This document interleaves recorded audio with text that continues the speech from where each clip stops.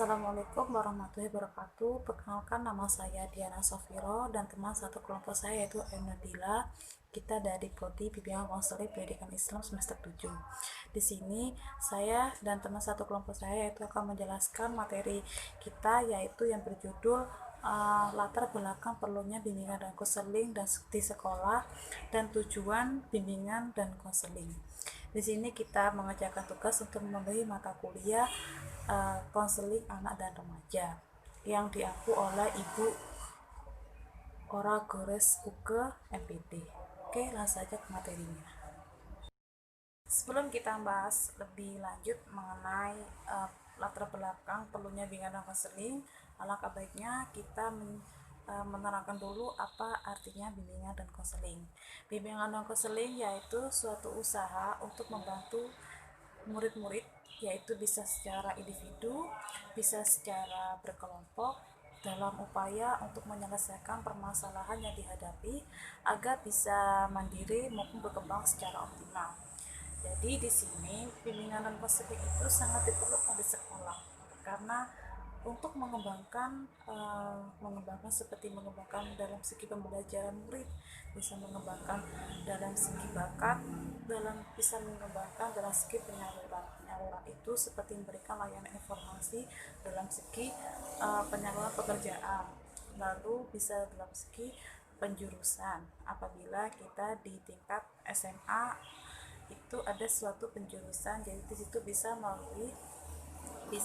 lewat bimbingan dan konseling juga bisa, tes juga bisa.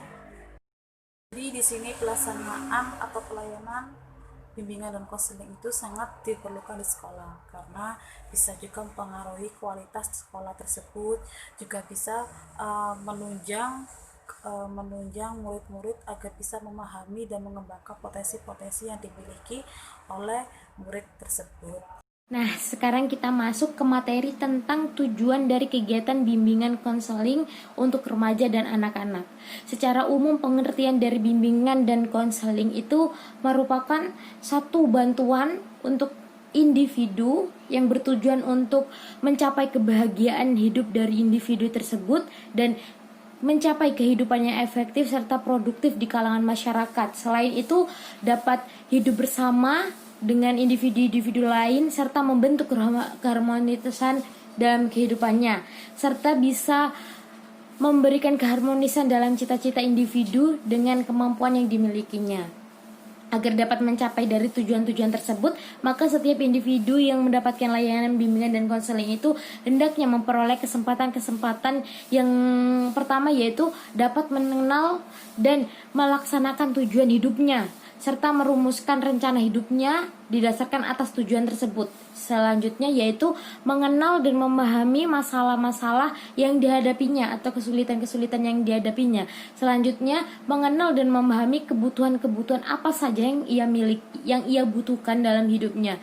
Selanjutnya mengenal dan mengembangkan kemampuan secara optimal, kemampuan yang ada pada dirinya sendiri, dan selanjutnya yaitu menggunakan kemampuan tersebut untuk dirinya sendiri atau untuk pribadinya sendiri atau untuk orang lain. Nah, selanjutnya yaitu layanan bimbingan dan konseling di sekolahan. Nah, itu merupakan sebuah program pendidikan yang dirumuskan untuk yang pertama, membantu siswa agar dapat membuat pilihannya dalam pendidikan dan jabatan secara bijaksana. Jadi di sini konselor membantu siswa untuk memilih bagaimana kedepannya siswa, seperti mau kuliah atau mau kerja, mau menempuh pendidikan di mana dan mau kerja sebagai apa. Nah, gitu. Selanjutnya, membantu siswa agar dapat melalui tahapan transisi dari sekolah dan mentransisi dari sekolah ke kerjaan atau ke pendidikan selanjutnya.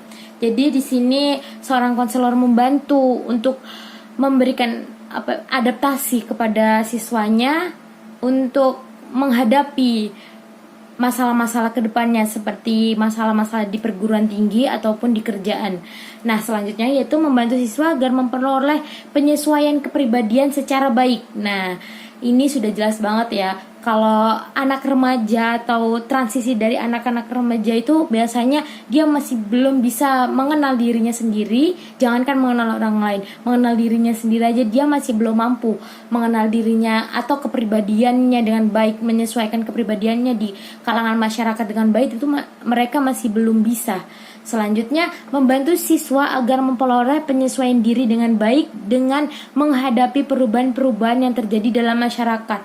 Dalam masyarakat itu banyak sekali perubahan-perubahan, peningkatan-peningkatan struktur masyarakat dan teman, sosial dan lain-lain. Itu seorang konselor juga membantu siswa untuk menyesuaikan dirinya dengan perkembangan-perkembangan di kalangan masyarakat. Nah, apabila tujuan bimbingan dan konseling di sekolah itu dilihat dari segi siswanya, siswa yang menerima bimbingan, maka dirumuskan tujuan dari para siswa. Yang pertama, dapat mengatasi kesulitan dalam memahami dirinya sendiri. Jadi siswa mulai bisa menerima bagaimana keadaan dirinya atau memahami kesulitan-kesulitan yang ada pada dirinya dan kesulitan yang sedang dihadapi. Selanjutnya, mengatasi kesulitan dalam memahami lingkungan. Nah, di sini lingkungannya itu seperti lingkungan sekolah, masyarakat, dan keluarga, seperti lingkungan pekerjaan, lingkungan sosial, ekonomi, dan kebudayaan. Biasanya di pekerjaan atau sosial, ekonomi itu serta kebudayaan itu mengalami banyak sekali perkembangan. Apalagi sekarang di era modern ini banyak sekali perubahan-perubahan yang terjadi di kalangan masyarakat atau di kalangan lingkungan-lingkungan luar. Jadi seorang konselor membantu siswa untuk dapat beradaptasi dengan berbagai macam perkembangan-perkembangan tersebut. Selanjutnya, mengatasi kesulitan dalam menyalurkan kemampuannya, seperti minat, bakat dalam bidang pendidikan maupun pekerjaan. Nah, di sini fungsi dari konselor yaitu membantu siswa, mengarahkan siswa untuk mengembangkan kemampuannya, mengembangkan minatnya dalam bidang pendidikan dan pekerjaan agar dia dapat berkembang setelah melakukan kegiatan belajar mengajar untuk memenuhi kehidupan selanjutnya. Selanjutnya, memperoleh bantuan secara tepat dari pihak-pihak di sekolah untuk mengatasi kesulitan yang tidak dapat dipecahkan di sekolah. Jadi seorang siswa itu bisa memilih mana sih yang bisa membantu dia untuk menyelesaikan permasalahannya apabila di sekolah dia tidak bisa memecahkan masalahnya sendiri. Selanjutnya, dia bisa memilih siapa yang dia jadikan sebagai tolak ukur untuk dia memecahkan masalah tersebut. Nah, dari pembacaan materi-materi barusan dapat kita tarik kesimpulan bahwa bimbingan dan konseling di kalangan sekolah itu sangat diperlukan, karena bimbingan dan konseling itu merupakan usaha untuk membantu siswa-siswa agar dapat memahami dirinya sendiri dan dapat mengembangkan kemampuan-kemampuan yang ada pada diri dari siswa tersebut. Tujuan dari bimbingan dan konseling di sekolah itu dilihat dari segi siswa yang menerima bimbingan tersebut, maka dapat dirumuskan hasil dari kegiatan bimbingan konseling tersebut. Sekian presentasi yang dapat kami sampaikan, kurang lebihnya kami mohon maaf yang sebesar-besarnya. Saya akhiri, wassalamualaikum warahmatullahi wabarakatuh. Jangan lupa like, komen, share ke teman-teman kalian, dan jangan lupa subscribe ya. Oh iya, nyalakan lonceng.